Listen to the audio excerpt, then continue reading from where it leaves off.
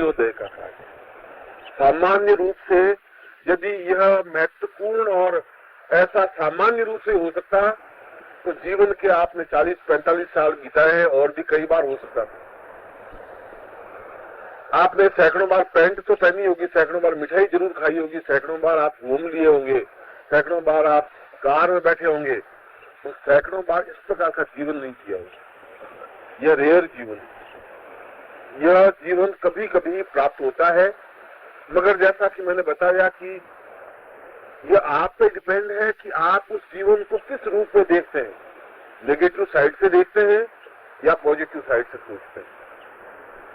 कई लोग बहुत दुखी होते हैं, मिलते हैं और कहते हैं गुरुजी बहुत दुखी हूँ, बहुत परेशान हूँ, बहुत टेंशन में हूँ, बहुत कठिनाइयां हैं, बहुत अड़चने हैं, आप नहीं जानते कि मेरे मन की हालत क्या है। मगर वह ये नहीं सोचता कि प्रभु की बहुत बड़ी कृपा है, मुझे स्वस्थ शरीर दिया है, हाथ पैर दिए हैं, ये पूरा संसार क्षेत्र मुझे दिया है। उन लोगों से मैं लाख दर्जे अच्छा हूँ कि मैं मकान में बैठा हूँ, ऊपर छत है, नीचे बिस्तरा बिछा हुआ है, मेरी पत्नी है, पुत्र है, ये सोचता है। वो सारी नेगेटिव साइड सोचेगा। ऐसी कई पत्नियां होती हैं, वो लड़ती ही रहती हैं, उनका काम ही यही है, वो गलतियां ही निकाल सकती है, उसको उस आदमी में गलतियां नजर आएंगी, ये सारा परकुश कुछ करता नहीं। ऐसा होती है क्योंकि ये तो आपका अनुभव है इसलिए आपके सबके चेहरों पर खुशी नजर आई, तो मैं सोचा ये सब एक्सपीरियंस लोग हैं। मगर ये तो हमारे एक तरफ तो मतलब ट्रैक्टर का टायर है, एक तरफ छोटा साइकिल का टायर लगे है। अब वो गाड़ी तो खींचनी है, जैसे खींचे वैसे खींचे, दोनों पहिए बराबर नहीं है तो छोटे बड़े से, स्कूटर का पहिया है तो है, मगर है ये सेकेंडरी साइड, ये तो है। सैकड़ों लोग ऐसे बैठे हैं जिनके है ही नहीं, पहिया ही नहीं है छोटा, इसकी स्टेपनी भी नहीं है।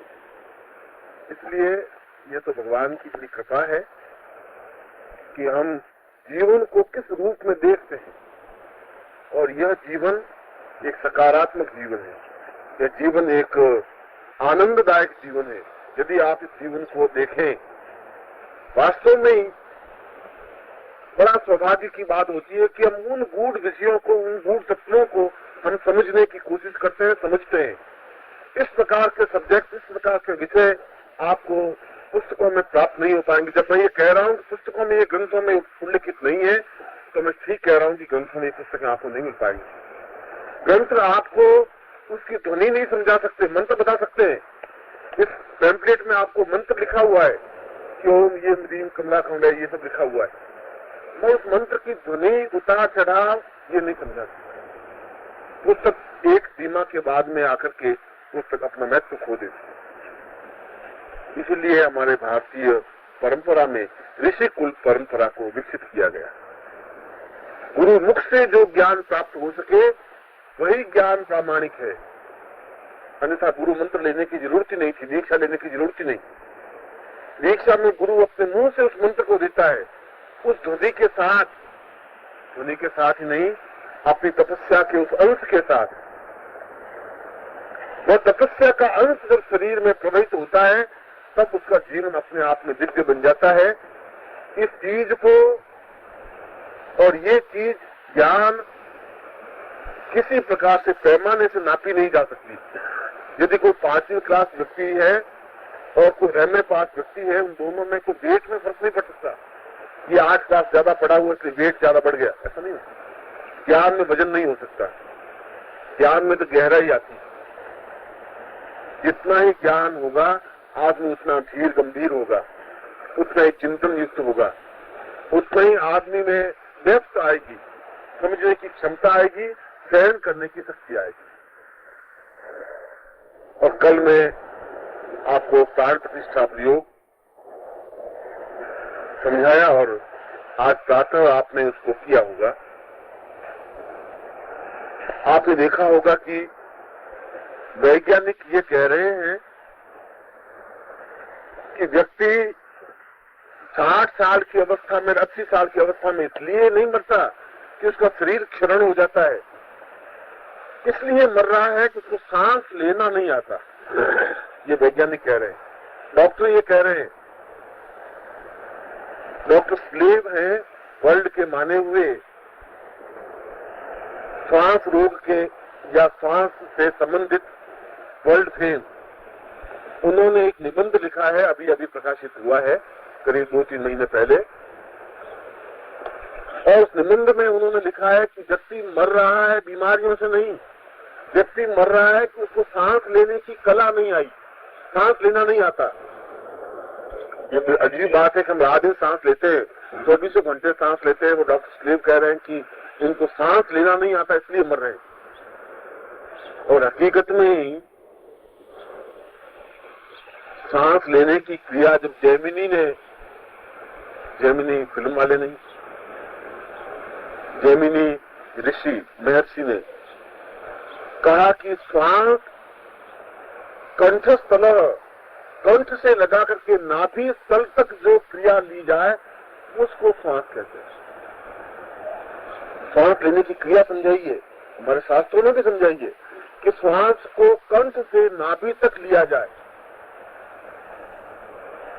और कंठ से नाभि तक लेने में वो सारा हृदय प्रदेश अपने आप में पूर्ण प्राण वायु से भरा हुआ रहेगा।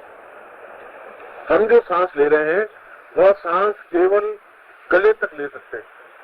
इसके आगे हम जो नाक से सांस लेते हैं यहाँ तक लेते हैं, यहाँ से वापस निकाल देते हैं, बहुत उछली सांस लेते हैं, बहुत हल्की सांस लेते हैं। इसका प्रमाण ये है कि आप किसी छोटे से बच्चे को, जो 4 महीने का बच्चा है, 6 महीने का बच्चा है, वो लेटा हुआ सांस ले रहा है, आप देखिए जब वो सांस लेता है तो पूरी उसकी नाभि पूरी धड़कती है।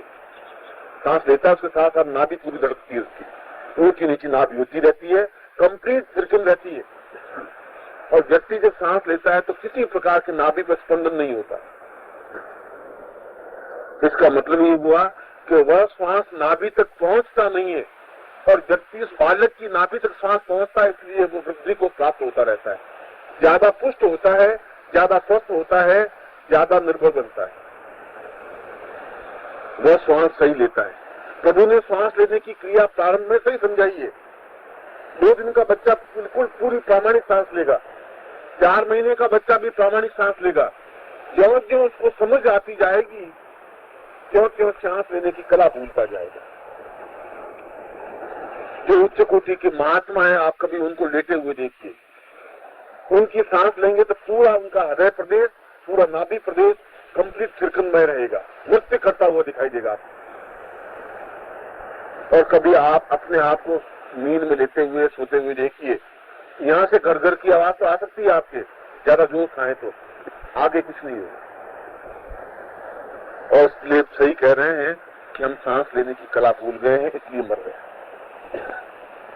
सांस लेने का अर्थ है इतनी गहराई के साथ सांस लीजिए कि वह सांस कंठ प्रदेश से नाभि को टच करे, स्पर्श करे, और बाकी सांस निकले भी बाहर, जब ऊर्ध्ववायु भी निकले, या जिसको आप ऑक्सीजन हाइड्रोजन कहते हैं, कार्बन डाइऑक्साइड, तो कार्बन डाइऑक्साइड भी अंदर से निकले तो नाभि के अंदर का सारा मल भाग होता हुआ बाहर, इसको पूर्ण श्वास कहते हैं। उस पूर्ण श्वास की छोटी सी झलक आपने आज सुबह देखी होगी, इसको सांस लेने की क्रिया कहते हैं। मैंने आपको कुछ समझाया नहीं है, कुछ अद्भुत चीज नहीं समझाई है, केवल सांस लेने का तरीका समझाया है। उस लाभ को वापस जवाब दिया है कि हमारे शिष्य को सांस लेने की क्रिया आ सकती है, आ भी है। और आप इसको 2 दिन या 3 दिन या 5 दिन घर जाकर के प्रैक्टिस करें, और केवल 2 बात माइंड में रखें कि ये सांस लेने के बाद आपका दिन कितना आनंददायक बीतता है, आप उसको अनुभव कर सकते हैं। एक तरोताजगी महसूस होगी, पूरी स्फूर्ति शरीर में रहेगी, ऐसा लगेगा कि पूरे शरीर में कहीं न कहीं कुछ ऊर्जा चेता, कुछ ऐसा लावा की तरह पूरे शरीर बह रहा है, ऐसा महसूस होगा। एक जिंदगी कुछ मस्ती सी महसूस होगी। अन्यथा तो अब आपका जीवन बस, या मेरा जीवन इस प्रकार का, मैं आपका जब नाम ले रहा हूँ तो आपके साथ मेरा शामिल जुड़ा हुआ है, ये काम करना है जीवन कर दिया, और हमारा क्या है, तो गए कितने हो गए।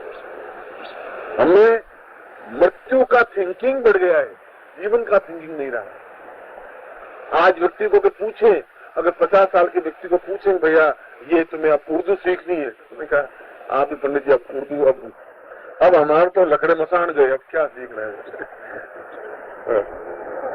और अगर यूपी में साइड पूछेंगे तो हम तो बस नदी के पेड़ हैं, अब किस समय ठहर जाए, कुछ पता नहीं पंडित जी, बस हो गया। अब बाकी बच्चों को सीखने, क्योंकि उनका सारा थिंकिंग अब उस नदी के पेड़ की तरह है। बस अब कभी बात बुरी से आएगी तो बह जाएंगे, बस हम तो चले गए। उत्साह नहीं रहा है, जीवन के प्रति उमंग नहीं रही है, और इसलिए नहीं रही है कि उनके अंदर का प्रदेश फिरकन युक्त नहीं है, अंदर सांस लेने की क्रिया नहीं है। और सांस लेने की जिनको क्रिया आती है, 80 साल के व्यक्ति भी वृद्ध नहीं होते, 100 साल के व्यक्ति भी वृद्ध नहीं होते, उनमें उतनी ताजगी उतनी मस्ती बनी रहती। यह जो सुबह आपने जो सांस लेने की क्रिया की, यह एक प्रारंभिक क्रिया है, यह एक आवश्यक क्रिया है, मगर कल मैंने आपको इस क्रिया को देखा है और उस क्रिया के आधार पर मैंने आपको बिल्कुल सही बताया था कि आप जो कुछ पत्रिका कर रहे हैं वो अधूरी और अप्रामाणिक है, स्पष्ट नहीं है। बहुत तेजी से मैंने लेने की बात कही थी, और तेजी से आप इसलिए लेते नहीं है क्योंकि आप संकोची व्यक्ति हैं, अपने आप से संकोच करते हैं, आस पड़ोस से संकोच करते हैं। सांस लेने में संकोच करने की जरूरत नहीं है, उसमें सभ्यता प्रदर्शित करने की जरूरत नहीं है। घर पर आप उसको नित्य अभ्यास में रखिए, क्योंकि यह प्राण चेतना है। जीवन में अपने आप को स्वस्थ, तरोताजा और साधक में जीवन बिताने का पहला और महत्वपूर्ण नुस्खा है उस जैमिनी के मत के अनुसार भी, कि जो कंठ से तल तक सांस ले सकता है वो मृत्यु को प्राप्त हो ही नहीं सकता। यदि रोज गहरी सांस लेता है, ये रोज सुबह उठ करके 6 बजे 5 बजे उठ करके अगर 15-20 बार भी छत पर जाकर के भस्त्रिका कर ले, आप खुद अपना वेट महीने पर बाद देख लीजिए, आपका वेट बढ़ जाएगा, फालतू की चर्बी घट जाएगी, एक बिल्कुल बैलेंस शरीर बन जाएगा। और सबसे बड़ी बात, यदि शरीर में कहीं कुछ विकार है, चर्बी है, पेट बढ़ा हुआ है या शरीर में स्थूलता बढ़ गई है, स्वतः कम होने लग जाएगी, क्योंकि ऑक्सीजन चर्बी को तोड़ता है। मगर होनी चाहिए ऑक्सीजन और जानी चाहिए नाभि तक, दो बातें इसमें जरूरी है। इसलिए प्रातः काल स्वच्छ वायु होगी और आपको और देखेंगे नहीं, अपनी सो रही होगी, बच्चे बेचारे लेटे रहे होंगे, उसमें आप कुछ भी करेंगे तो कोई आपको तकलीफ नहीं होगी। इसलिए सुबह आप 6 बजे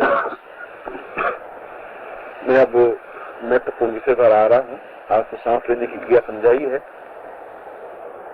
आप इसको करें जरूर। ये केवल यहाँ साधना में जीवन में करके छोड़ने की बात नहीं है, क्योंकि आपको खुद को उस मंत्र को और मंत्र के स्वरूप को और जीवन की चेतना को समझ में आ जाएगी। मैं अब काली मंत्र के बारे में आपको स्पष्ट व्याख्या करने के लिए बैठा हूँ।